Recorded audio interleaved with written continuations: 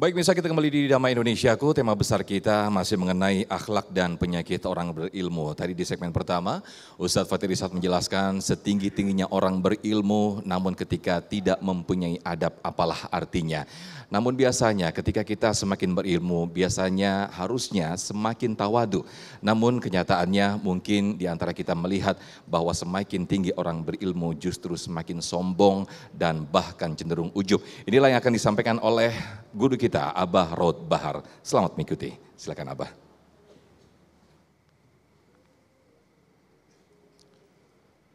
Assalamualaikum warahmatullahi wabarakatuh.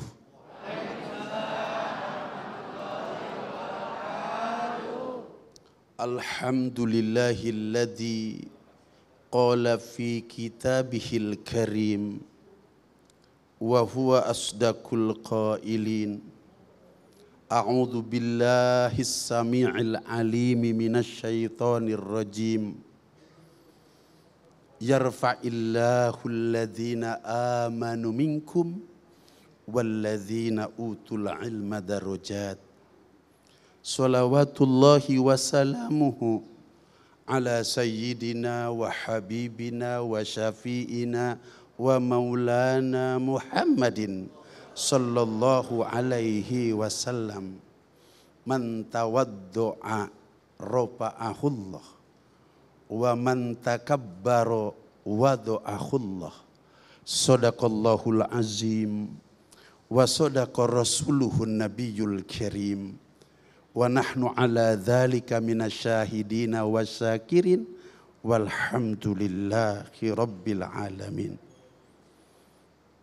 Hadirin kaum muslimin wal hadirat kaum muslimat rahimakumullah. Baru saja kita telah mendengarkan pencerahan mengenai akhlak, khususnya bagi mereka yang berilmu.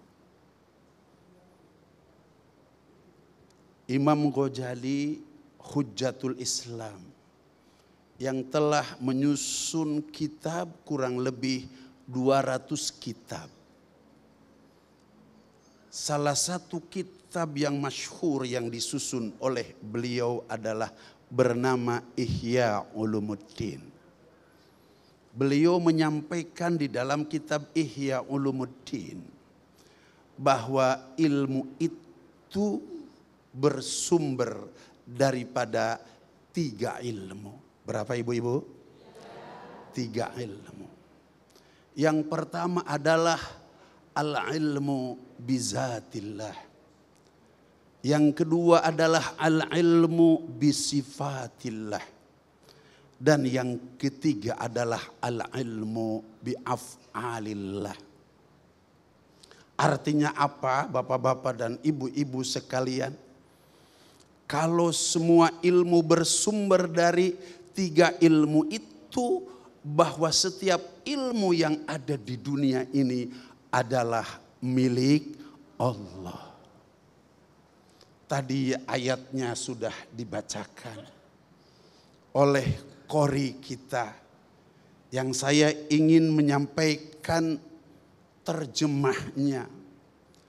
Apabila seluruh pohon, dahan dan ranting dijadikan pena untuk menuliskan ilmu Allah. Air di lautan sana dilipat gandakan menjadi 7 kali lipat, dijadikan tintanya untuk menuliskan ilmu Allah. Maka pohon, dahan dan ranting akan habis. Air di lautan yang dilipat gandakan menjadi 7 kali lipat akan kering. Ilmu Allah tidak akan habis dan usai dituliskan. Artinya apa? Bahwa semua ilmu yang ada di dunia ini semuanya adalah milik Allah. Dan Allah Subhanahu wa ta'ala memberikan ilmu kepada hamba-hamba yang dipilihnya Allah Subhanahu wa taala berfirman di dalam Al-Qur'an, a'udzu billahi minasyaitonir rajim. Wa ma utitum minal ilmi illa qalila. Tidaklah aku berikan ilmu kepada kalian kecuali hanya sedikit saja. Dan kita telah tahu mereka-mereka yang tabakhur, yang punya banyak ilmunya. Seperti Imam Hanafi, Imam Maliki, Imam Syafi'i, Imam Hambali. Mereka itulah orang-orang yang oleh Allah Subhanahu wa taala diberikan ilmu. Dan ilmunya telah menyebar di seantero dunia. Kemudian kita ini siapa? Bukan sekelas Imam Syafi'i, bukan sekelas Imam Hanafi, bukan sekelas Imam Maliki, bukan sekelas Imam Hambali. Lantas ketika kita punya ilmu, kemudian kita sombong dengan ilmu kita. Rasulullah Shallallahu Alaihi Wasallam menyampaikan dalam salah satu hadisnya, man tawaddu'a rafa'ahullah wa man takabbara wada'ahullah. Barang siapa tawaddu dengan ilmunya, Allah akan angkat derajatnya. Bagaimana Allah Subhanahu wa taala mengangkat derajat kepada mereka yang berilmu? Allah sampaikan dalam salah satu ayatnya yang telah saya bacakan tadi, a'udzubillahi minasyaitonir rajim. Yarfa'illahu alladhina amanu minkum walladzina utul ilma darajat. Allah mengangkat orang-orang yang beriman di antara kamu. Dan Allah Subhanahu wa taala mengangkat orang-orang yang berilmu, diberikan ilmu di antara kamu. Darajat. Mufassirin sepakat. Saking tingginya derajat orang yang diberikan ilmu oleh Allah Subhanahu wa taala, hanya Allah yang tahu derajatnya. Saking begitu tinggi derajatnya mereka yang berilmu. Bapak Ibu sekalian, hadirin kaum muslimin wal hadirat kaum muslimat. Ada sebuah hadis yang sangat indah yang berkaitan dengan ilmu. Rasulullah Shallallahu Alaihi Wasallam sabdakan, man kharaja fi talabil ilmi fahuwa fi sabilillahi hatta yarji'a.